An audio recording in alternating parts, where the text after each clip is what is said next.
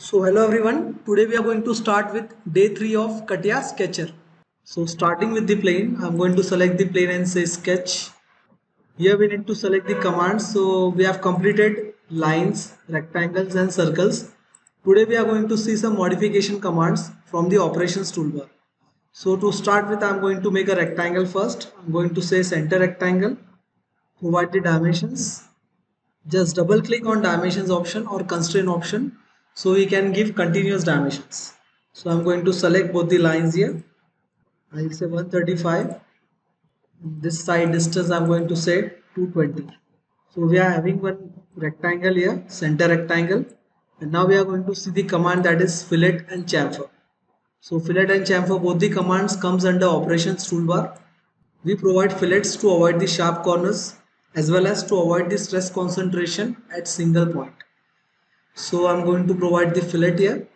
Select the option. As soon as you select the option, you will get the subtypes here. Whether you want the fillet without corner construction, or you want the first element, or you want both the elements without trimming, or both the elements with trimming, or both the corner elements as a construction lines, or both the corner elements as a construction lines without trim. So all the options are present here. I'm going to select any one option. I'm going to select the second last option here, construction lines with trim. You just need to select both the lines now and provide the fillet. Now provide the value here. I'm going to say the value as 25. We have this value here, the radius, that is 25. Again fillet, but I'm going to say this time standard lines with trim. So select both the lines here and provide the value by double clicking on it. I'll say 20 mm this time. So we can see the difference.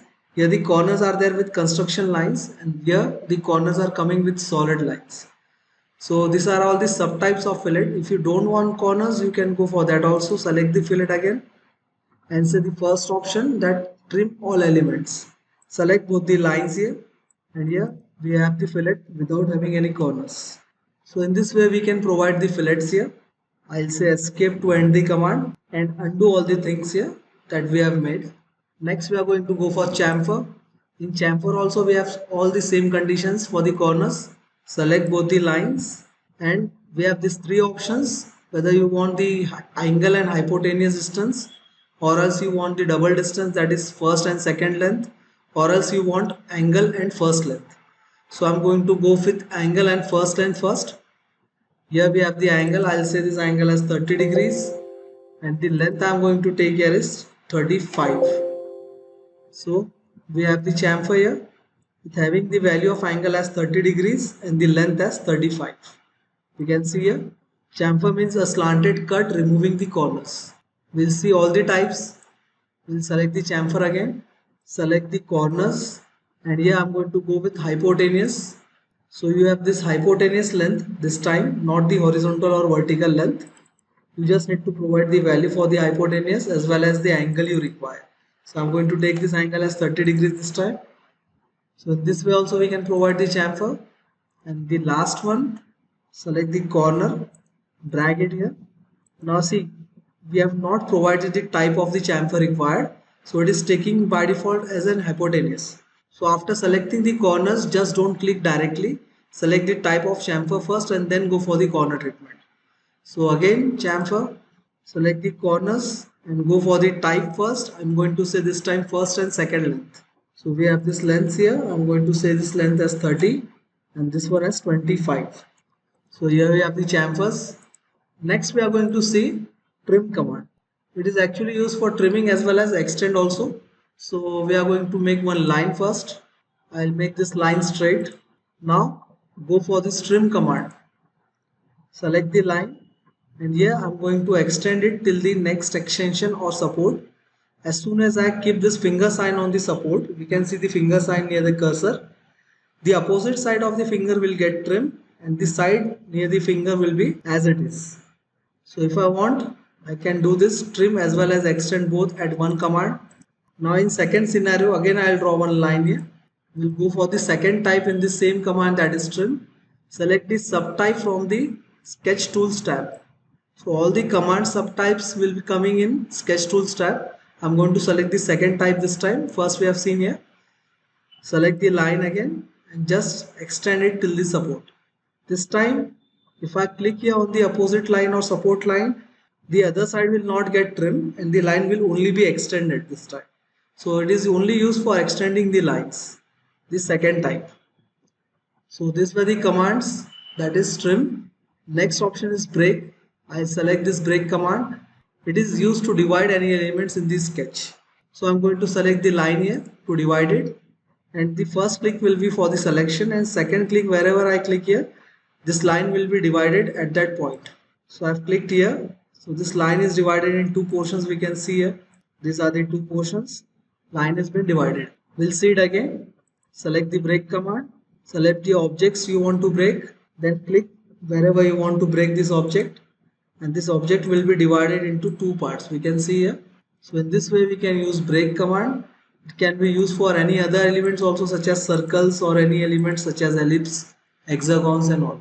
Next we have this command, that is quick trim. We have seen already quick trim. It is used to erase the object or trimming the object. Just you need to double click here to continuous trim, and if I select it in one click, that means it is going to trim at once only. Not continuous trimming is possible. If you want continuous trimming, just double click it here, and now we can trim it continuously. Any element you can trim here. So in this way we can apply trimming. Next is close arc. So I'll undo this sketch and we'll make one more sketch here. Say escape. I want to zoom in, zoom out. So here we have this tab, that is view tab, in which we have these options, that is zoom in and zoom out. So I'm going to place this tab again here. Select. So it is zooming in, and if I right click on mouse and continuous press the scroll button and then drag the mouse on the table, it is zooming in and zooming out. We can see the double headed arrow. You just need to right click on the mouse and then continuous press the scroll button. You will get this double headed arrow. Just drag the mouse on the table and zoom in, zoom out will take place. This way we can zoom in and zoom out the sketches. I'll take one center point arc here. First point as a center point, then second point and third point. Next we'll go for that command. We have this option, that is close arc. After selecting the close arc, I'm going to select this arc, and we can see it is converted into circle. If I provide one fillet also here, I'm going to say fillet,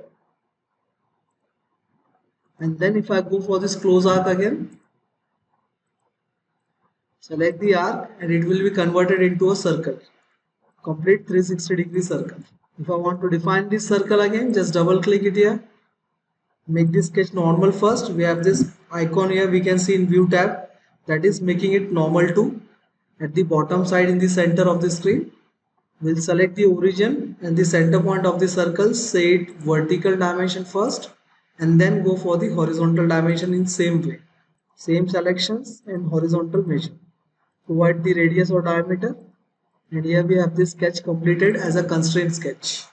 Next we have this command, that is complement arc. So for complement arc, again I'm going to take one arc here, center point arc only. I'll take the same center as of the circle. We have this arc. We'll provide the radius here. I'll say this radius as 60 and go for this option, that is complement arc. Select the arc, and here have the remaining arc. The arc which was present first will be vanished, and the portion which was missing will be seen here. This is the option, that is complement arc. Next we have the option, that is mirror entities. So if I want to mirror the entities, I'll make one line here, say this as a construction line, provide the dimension or placement. So I'm going to take it at 200 mm from the origin vertically, and then we are going to go for this mirror command. Select the objects you want to mirror, then select the line, and we can see this object has been mirrored at the upper side also. Same way again I'll repeat this. Select the objects to mirror, select the command, and then click on the line, and you will get this object as mirrored object. So in this way we can use this mirror command. Same is the command, that is symmetric command. Now in symmetric command, first I'll make one reference line for symmetricity also. It is similar to mirror command only, but only one thing is changed, that the original object will be erased and the copied object at the opposite side of mirroring will be remaining. So I'm going to select this symmetric command here, select the object, select the line, and we can see the original one is been erased and the mirrored object is been shown here. Next command we are going to see here is translate. Now select the entity, put off this duplicate mode and provide one reference point so as to move as a base point, and provide the length you want to move with. So I'm going to say as 500 mm, and we can see this object has been translated from this position to this position at 500 mm. Translate means move command only. We'll repeat it again. Now if I want to translate this object at this side, I'm going to select the object first, go for this translate command. If this duplicate mode is on, put off the duplicate mode, provide the specific base point and then drag it by providing it with the distance how much you want to move. I'm going to say 300 this time and this direction at the left side. If I want to take it incline, we can go for inclinations also, but I'm going to move it linearly. So yeah, it is moved at 300 at the left side. We can use this move command as a pattern command also. For that I'm going to make one rectangle. Now I'm going to select this rectangle, select the translate command. This time we are going to copy this entity, select the entity and put on the duplicate mode. Now if I want total entities to be copied as 6, I am going to take the number of instances as 5. We have not included this original one. If I include this original one, the total amount will be 6. Just provide the base point and provide the center to center distance. I am going to take it as 80 mm. And we can see there are total 6 entities. Instances were 5 and including the original one it is 6 here. So here we have the 6 entities. Again we'll select all the 6 entities, go for translate. I'll put up the number instances as 6, including the original it will show 7 rows here. We just need to put the center to center distance again. I'm going to say it's 70 mm. And we can see we have made this entities copied and they are looking like a pattern only. So in this way you can use this translate command. Then we have this rotate command here. So for rotating I'm going to make one rectangle. I'm going to make one corner rectangle here. Go for the rotate command. Select the objects to rotate. Put off the duplicate mode. Select the base point of rotation against which the entity will rotate. Then put off the angle. I'm going to say 45 degrees. And this object has been rotated by 45 degrees here. So in this way we can rotate the entities also here. Next we can make circular pattern also by using this rotate command. For that I'm going to make some entities first. I'm going to take one circle. I'm going to take one more circle at the quadrant here. After making the circle on the quadrant, we are going to go for rotate command. Select the entities to rotate. Select the center point of this bigger circle and start point. Select the second point as the center point of the second circle that is on this quadrant. Now here we'll put on the duplicate mode and we'll say this entity is at 7. Original will be included and the total entities will be 8. You just need to provide the angle here. We have taken total 8 entities, so I'll say 360 divided by 8. And here we can see these circles are being copied along the circumference of this bigger circle. It seems like circular pattern, but it is not a pattern command. It is rotate command only. We'll undo it again and repeat this command. Select the rotate command. Select the entities to rotate. Select the reference point or starting point. Select the point which will rotate the entities and then put on the duplicate mode. Give the number of instances. We have given it here 7. Original will be included and it will be 8, the total number. Provide the angle as 360 divide by 8. You can see here 360 divide by 8 and then say OK. Next we have this option that is scale command. So here the original scale of any object is 1. If I want to double the scale, we'll take the scale factor as 2. If I want to half the scale, I'm going to take the scale factor as 0.5. If I want to increase the size of the object by 20%, so the scale will be 1.2. If I want to decrease the size by 20%, the scale will be 0.8. So whenever we take the value below 1, the size will be decreased and above 1, the size will be increased. So I'm going to select this scale command here. Select the entities, put off the duplicate mode, select the base point. As soon as you select the base point, scale factor will be activated. I'm going to say the scale factor as 0.5. We can see here the size has been decreased as the scale factor was 0.5. Same we'll do it here also. Say scale, select any one base point, and this time I'm going to increase the scale. I'm going to say 1.5. Here is the scale factor. I'm going to say 1.5. So it is increased by 50% here. Again, one more time. This time I'm going to select duplicate mode. Say scale, say duplicate mode on. Provide the reference point, and here you can provide the scale factor. So I'm going to say the scale factor as 2. So now the objects we have selected will be sized by 2 times. As the duplicate mode was on, original will also be seen here, and the duplicated or scaled one will also be seen here. So in this way we can use this scale command here. And last but very important command, that is offset command. So for offset command, select the entity you want to offset. I'm going to select this line, make it normal first.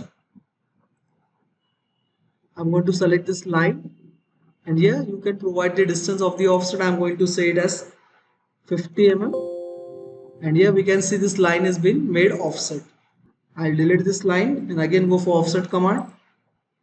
We'll make one entity here, provide one fillet at any corner, say this value as 35. Again go for the offset option, select the second type and click here. We can see, just provide the value. I'm going to say it here as 15 and enter. So here the second option of the offset tangent propagation means it will continue the lines connected with the tangency to offset. Now the third condition of offset, I am going to select the offset command again and go for this third condition.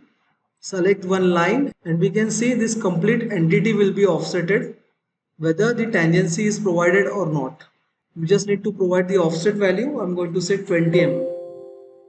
So all the chain offset has been taken place here with all the lines.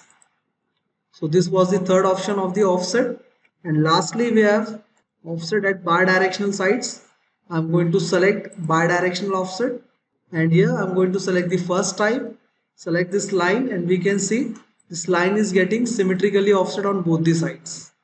We can provide the values later also, just double click it here. I'll say 15 mm. And here we can see this offset has been occurring at symmetricity. We have selected this line and both the lines are being made offset at both the multi directions.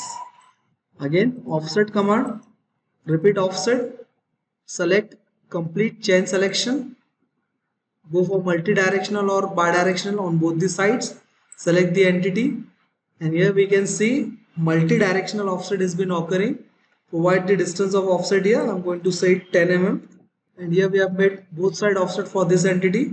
We have seen both the entities are coming as a chain offset here. So this was offset command, and these were the tools we were going to see here today.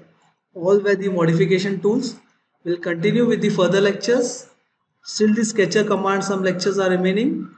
Just follow the playlist and continue learning the CATIA software. Till then, thank you.